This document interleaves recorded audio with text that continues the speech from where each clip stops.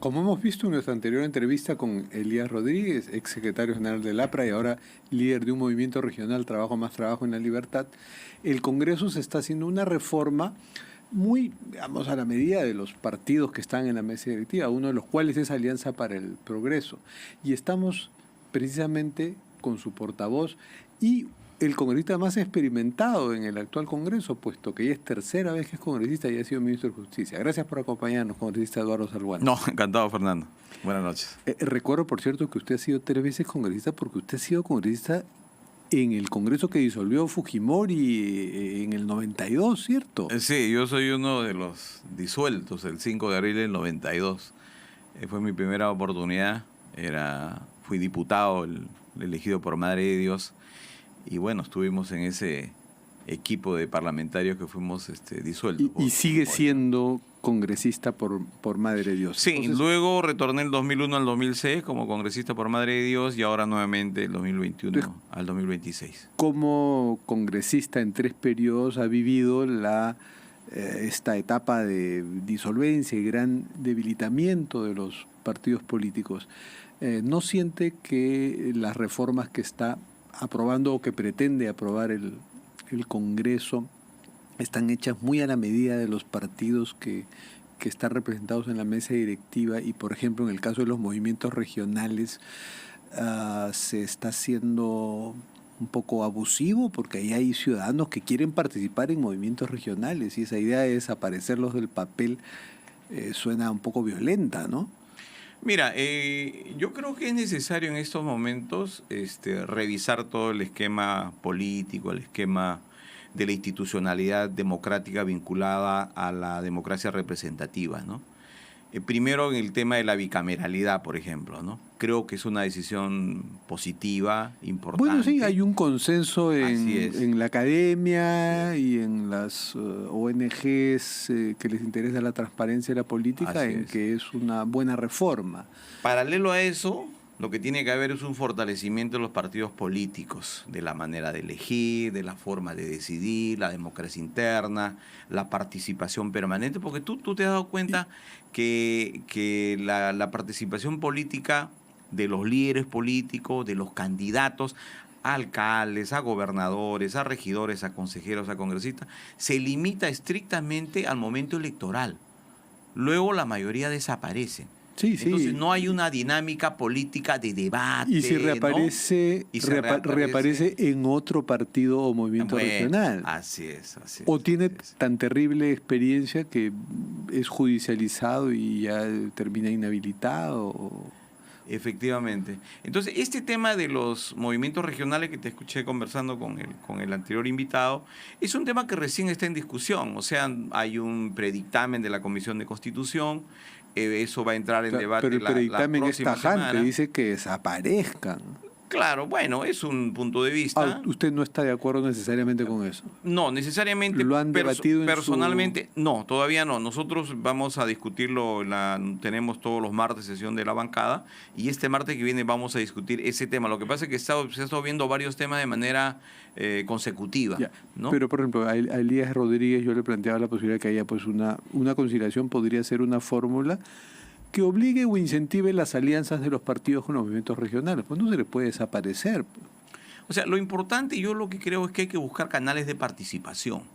Porque si hay ciudadanos que han escogido intervenir a través de un movimiento regional... Porque no quieren a los partidos que no encuentran lo sienten muy limeños, Sí. Sucede eso, ¿no? En muchos casos. Y además, tú sabes que después del 92 hubo una crisis de los partidos políticos, ¿no? El expresidente Fujimori tenía un discurso pues antipartido, ¿no? Él tenía un discurso hasta muy fuerte y parte de la disolución del Congreso fue justamente hablar totalmente negativo contra los políticos tradicionales, como los llamaba, y también de los partidos políticos tradicionales, ¿no? Y eso generó una explosión de movimientos independientes, que se traduce en candidatos a alcaldes, consejeros, regidores, gobernadores regionales. Ahora, otro tema que nos preocupa es esta eliminación en la práctica de las PASO, ¿no? Que eso sí, esa decisión ya se tomó en la Comisión de Constitución. ¿Usted está de acuerdo con eso? Tal como está Las redactado, PASO, perdón, me refiero para nuestros seguidores a las primarias abiertas simultáneas y obligatorias. que hasta ahora no las hemos vivido. Se aprobaron, pero no las hemos vivido. Sí, fueron suspendidas por la pandemia y por otros motivos, ¿no? Mira, tal como se ha aprobado, Fernando, yo estoy de acuerdo, me parece correcto. O sea, ¿qué se ha aprobado? Que la forma de elegir a los candidatos, a vicepresidente, congresistas, candidatos a gobernadores, a vicegobernadores, se va a hacer por elección directa de los militantes del partido político más los ciudadanos que se hayan inscrito previamente para participar en esas elecciones. O sea, no de manera es como una opción. general. Es una de las opciones. Una de las opciones. Efectivamente. Pero está abierta la opción que es la que más utilizan partidos como Alianza para el Progreso, como Fuerza Popular, que es apostar a la discrecionalidad de los líderes y de la cúpula para que con delegados se decidan las candidaturas. Es la tercera opción, lo dices correctamente. Sin embargo, se establece también que esos delegados sean elegidos por sufragio directo también de los militantes. O sea, va a ser un vínculo entre la base social del partido y el delegado cuando se elija. Ahora, esa eso ya opción. se aprobó, pero hasta que llegue al Pleno puede mejorar. Ah, por supuesto. La idea es fortalecer, ¿no? La idea, todos somos conscientes, los que estamos en el Congreso, de que gran parte de la crisis es el problema de la representación, que el ciudadano siente que su parlamentario no lo representa, claro, pero por muchos motivos. Le toca un tema que usted es cercano y además que es el emblema del Congreso. Ustedes nos han traído pues al señor Alejandro Soto. Bueno, él es parte de la bancada de... Y es parte del problema. Mira, yo lo que veo ahora en estos ya 3 meses que él está ejerciendo, que lo está haciendo con prudencia, dirige las sesiones con... Pero es un señor que no puede dar la cara, no puede dar la cara a los medios y a la opinión pública porque tiene pues una serie de cuestionamientos detrás, entonces... Pero varios de ellos, si uno no vamos a analizar acá en el programa por la... Cada uno de los cuestionamientos son demasiados. Yo creo que la mayoría de ellos no tiene mucho asidero. Te doy solamente uno, la ley Soto, por ejemplo, que le denominan la ley Soto. Abusivamente, le reconozco, porque la ley ni siquiera él la planteó. Él no es le autor, sirvió. Él ni siquiera participó en el debate. Y él, fíjate, él interviene porque en ese momento él era vocero de APP. Claro. Tenía mi condición. Pero le sirvió la ley, y le sirvió porque tenía pues casos que tenía que resolver. Él aclaró en ese caso concreto. Tenía una mochila pesada de... Que su caso ya había prescrito, que inclusive ya el juez había determinado años antes la prescripción. Pero de ese caso que había prescrito y otros que no han prescrito y otros que incluso han empezado ya en el Congreso son terribles. Todos esos hacen un paquete que aplasta su figura y los compromete también a lo que ustedes. quizás lo que él debe mejorar, y eso obviamente es una recomendación fraternal que se le ha hecho, que él tiene que empezar una nueva relación con los medios de comunicación. Si al principio no fue positiva o no fue grata, él tiene que sobreponerse a eso y salir y dar la cara y explicar, dar la razón por cada uno de los hechos que se le atribuyen, porque él los representa, él es el presidente del Congreso y va a estar hasta el próximo año en el ejercicio de su cargo. ¿Eso se lo dijeron todos, usted? No, la bancada le recomendó. La bancada le recomendó. Y el presidente del partido, César Acuña. Es ahora, emprendedor. Con los préstamos con garantía hipotecaria de Rebaja tus Cuentas. Consigue el éxito en esta campaña navideña. Asegura tus ventas. También, por supuesto, porque quisiéramos tener un presidente, obviamente, que tenga una mejor relación con la ciudadanía y, obviamente, con la prensa, que es el Usted vehículo. tenía, se lo digo con toda sinceridad, usted tenía mejor perfil para ser presidente del Congreso. Bueno, son decisiones, ¿no? Son decisiones que toma el colectivo y uno tiene que respetar. Pero, por ejemplo, en este episodio de la medida cautelar que aparece y que frena el proceso que se estaba haciendo contra la Junta Nacional de Justicia, Soto, encarnando, ¿no?, a la ofendida representación nacional, hizo un comunicado diciendo que no iban a acatar una medida cautelar, que era pues no acatar una medida, caramba. Y además en un tema que ya el presidente del partido Acuña se había pronunciado y no quería que sigan con ese proceso. Al día siguiente, usted apareció temprano a decir que sí se iba a acatar la medida cautelar. Allí Hubo una rebeldía de Soto y usted tuvo que salir a corregirlo, a decir, no, APP tiene otra actitud. No, en la noche anterior, inclusive en un programa del Canal N, recuerdo, me entrevistaron a las 9 de la noche y yo expresé lo mismo que lo dije el día siguiente, ¿no? O sea, era mi punto de vista personal. O sea, yo soy abogado, tengo formación jurídica y vivimos un Estado de Derecho. Y la manera de consolidarlo es, primero, respetando la ley y, segundo, respetando el mandato del Poder Judicial. Uno puede estar en desacuerdo. Pero el presidente del Congreso no lo veía así. El tuit que él emite, él expresa su disconformidad con la decisión del Poder Judicial. Pero no habla de desacatar y simplemente dice de que al día siguiente se iba a tomar una decisión en Junta de Portavoces. Y Junta de Portavoces esa noche tomó la decisión de llevar a cabo la sesión al día siguiente a las 2 de la tarde. Y a las 12 hubo otro portavoces que ya tuvo una decisión distinta y se suspendió, lo que me parece lo correcto, ¿no? Y las cosas han quedado tan bien que el tema ha quedado ahí en suspenso y será el Poder Judicial el que decida, ¿no? ¿Qué es lo correcto? Pues? Pena para un partido tan importante como APP que tengan a ese representante en el Congreso, pero bueno, ahí está y podría quedarse hasta la próxima legislatura. Hablemos de otro tema que es muy importante, la noticia de hoy día. Tenemos un nuevo ministro del Interior porque la representación, a la que no se sumó APP, ¿no? Decidieron censurar al anterior. Y está por verse si el nuevo ministro tenga mejor calidad o más respaldo del Ejecutivo que el que ha salido. ¿Qué le parece ese cambio?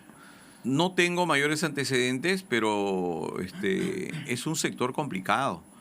Y en los últimos años lo que hemos podido constatar es que no había una coordinación y una empatía entre el ministro del Interior y el brazo del ministro del Interior, que es la Policía Nacional del Perú, que de pasadita pues ha sido manoseada, manipulada, corruptelas, pago de coimas para los ascensos, el tema de los códigos 1, 2, 3 continúa imperando dentro de la policía, eso genera grupos. Entonces, yo espero que el nuevo ministro tenga liderazgo, tenga una visión clara de las cosas, tenga una estrategia definida y que lógicamente las implemente de manera rápida porque la situación está cada vez más complicada, ¿no?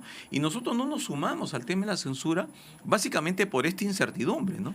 Tenías un ministro desgastado que aparentemente ya no tenía un liderazgo que podía continuar, pero en media crisis, en media situación de convulsión. Era un dilema, exacto, era un dilema. Y ustedes optaron por no generar más inestabilidad. Así es, sí. Así es. Una decisión tan respetable como el otro lado. Como lo otro, efectivamente, así es. Pero bueno, esperemos que el nuevo... Y por cierto, ¿no? Esa es la decisión de ustedes, ¿no? De darle gobernabilidad a Dina Boluarte. Más que... Tú eres un periodista experimentado, Fernando, y sigues la historia política del país hace muchos años.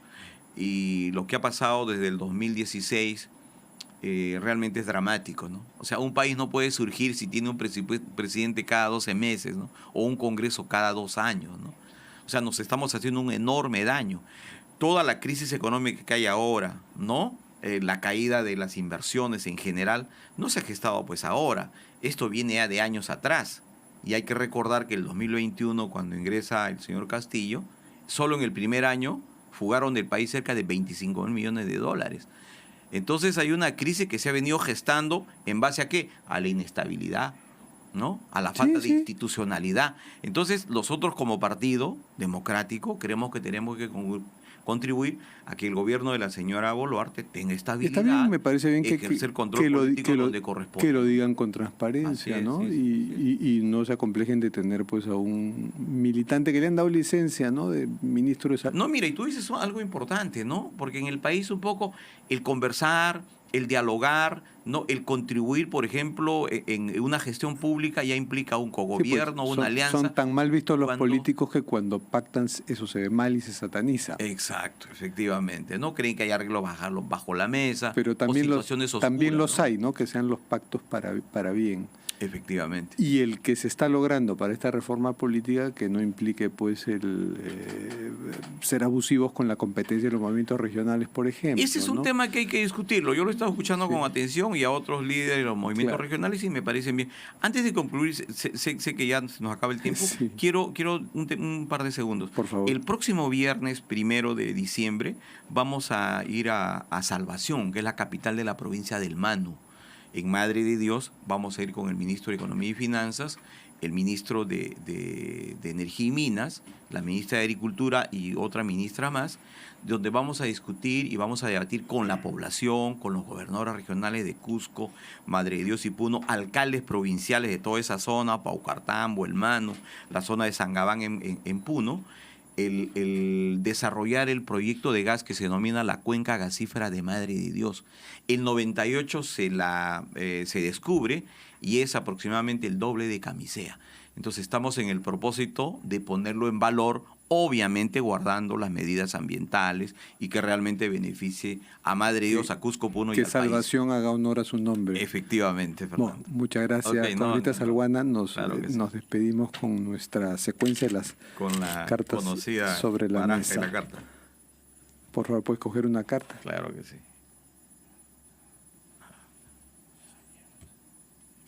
No, lea el del otro lado, sí. El fracaso es una oportunidad para empezar de nuevo con más experiencia. Ah, caramba. Excelente. Muy Como bien. la que deben tener todos los políticos. Usted la tiene. Efectivamente. Te agradezco. Muy amable. Muchas gracias, Juanita Salguana. Un gusto conversar contigo.